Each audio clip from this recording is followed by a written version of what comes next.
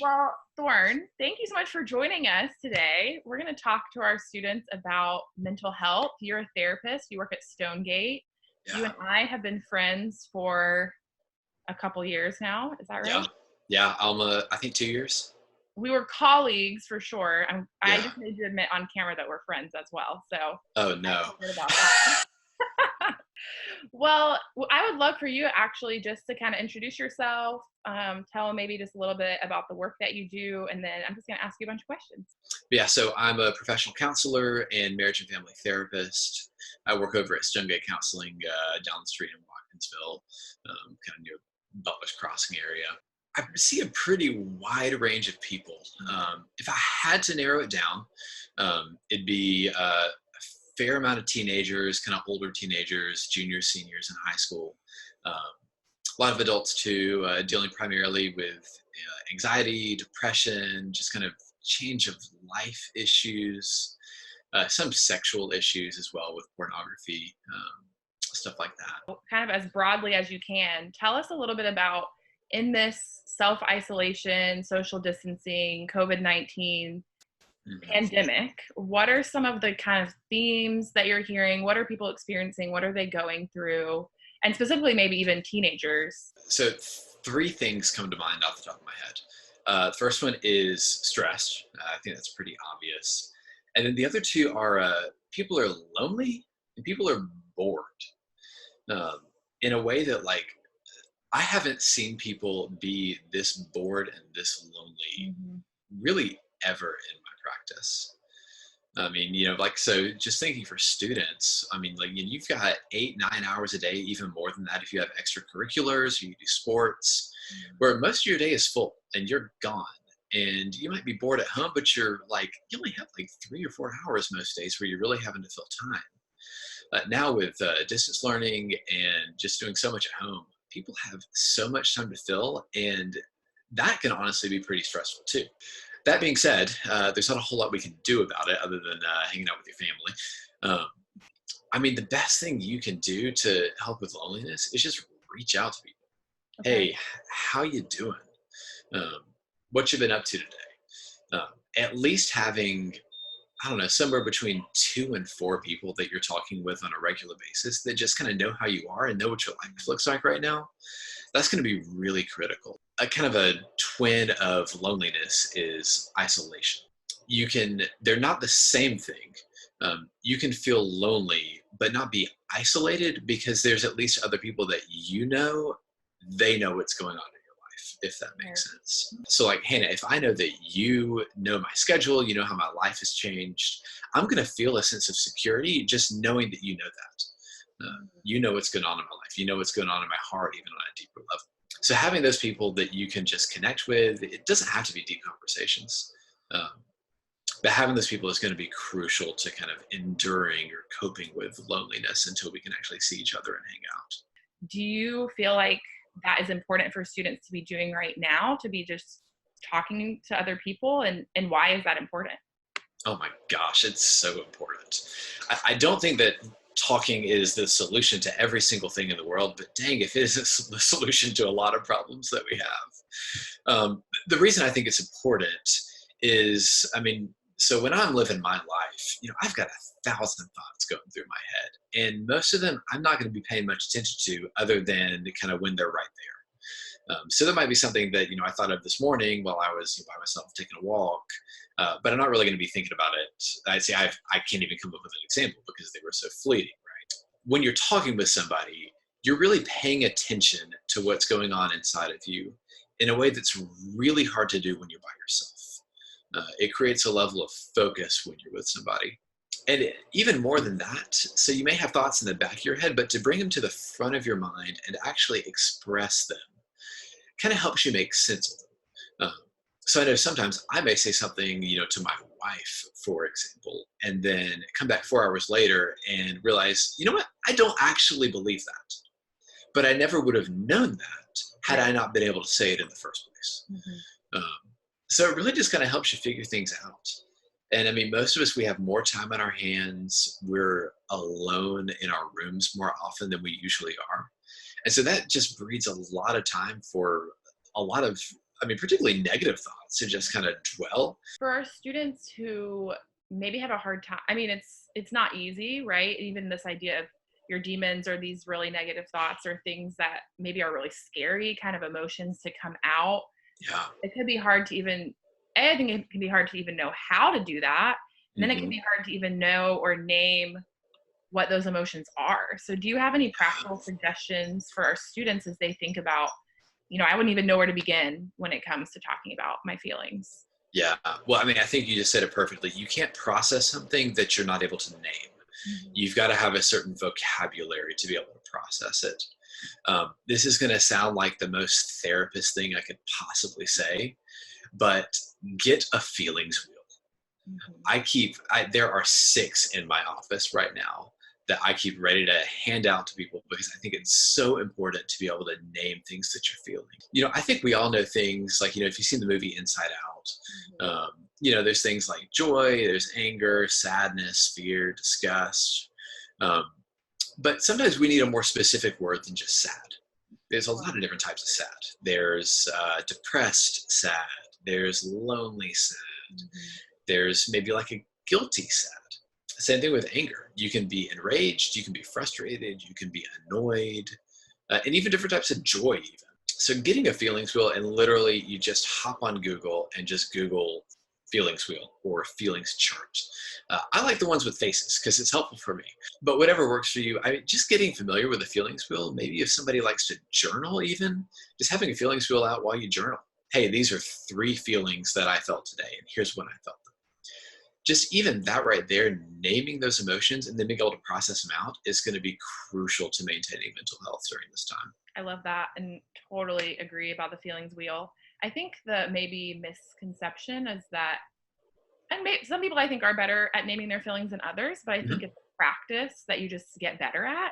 And I think there's not like some magic thing to it.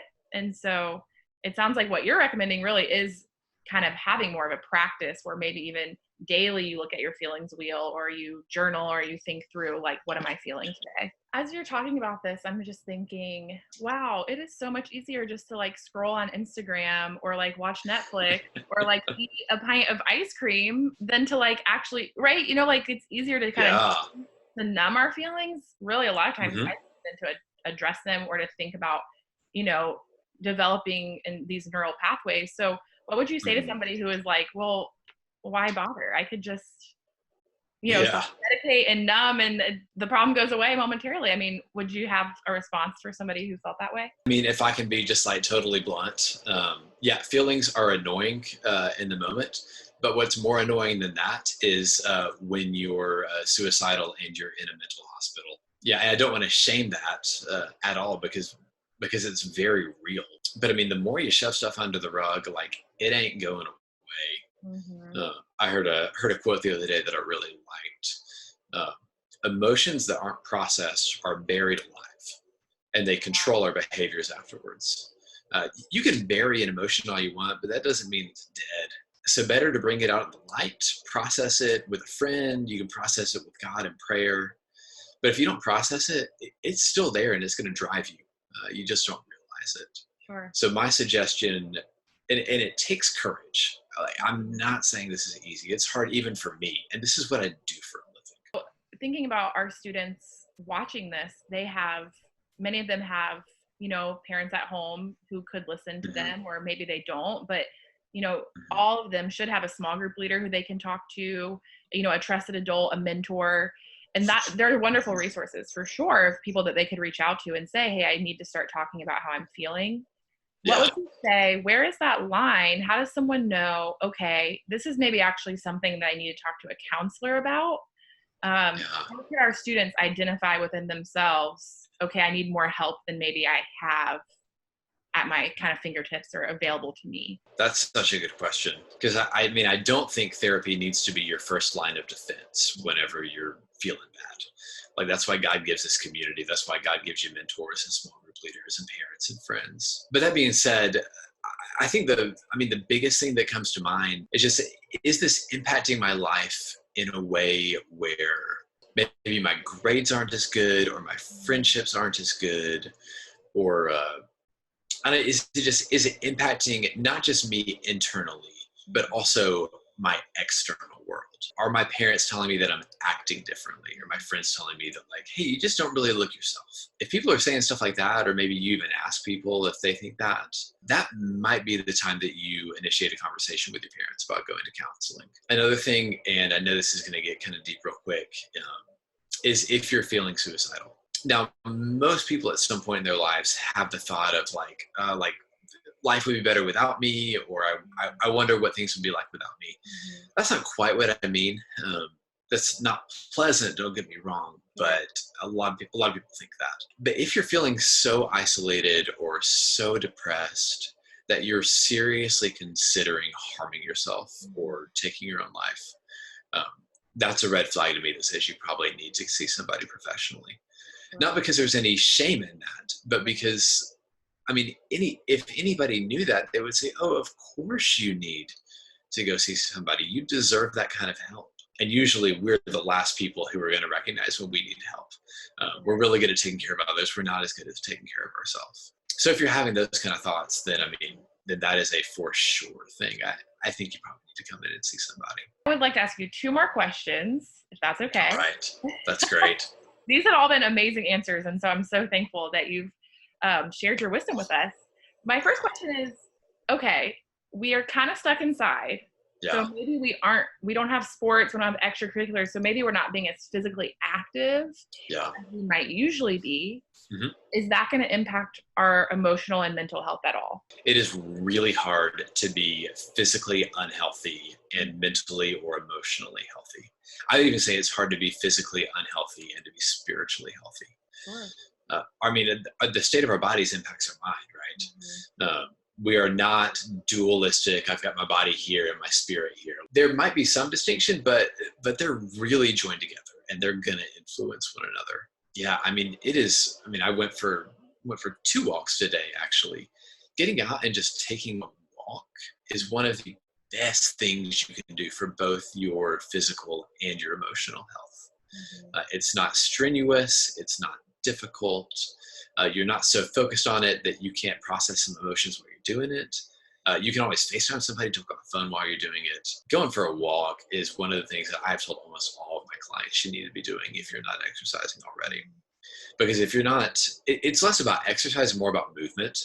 Sure. Our bodies were designed to move. Our bodies were designed to walk, even more so than they were designed to run. Mhm. So getting out and doing what God made you do, which is walk around, stretch your muscles, get some fresh air, take some Zyrtec so you don't, you don't suffocate from the pollen. Sure.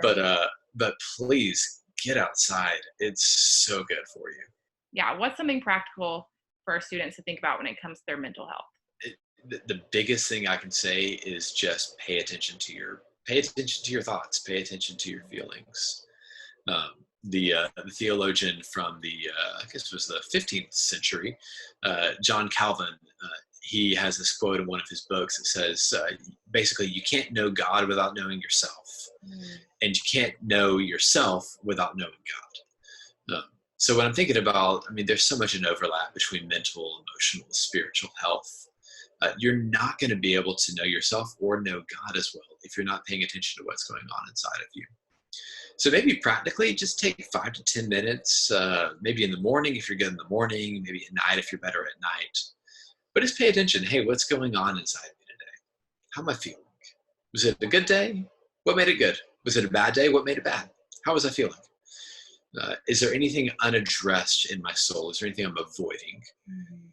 If you can take 5 to 10 minutes every day to pay attention to that, I think that could go such a long way in your emotional and spiritual health. Well, Thorne, thank you so much. This has been a really enlightening conversation. I feel like you've shared so much wisdom for our students, and so we just so appreciate your time. Yeah, so happy to do it. This has been really fun, and hope all you guys stay well. This is a weird time. Mhm. Nobody said their best, but if we can be the best that we can be while we're a little bit stressed, a little bit unfamiliar, and out of our routines, um, that's going to be the thing that makes a difference. Awesome. Thank you so much. Yeah, you're welcome.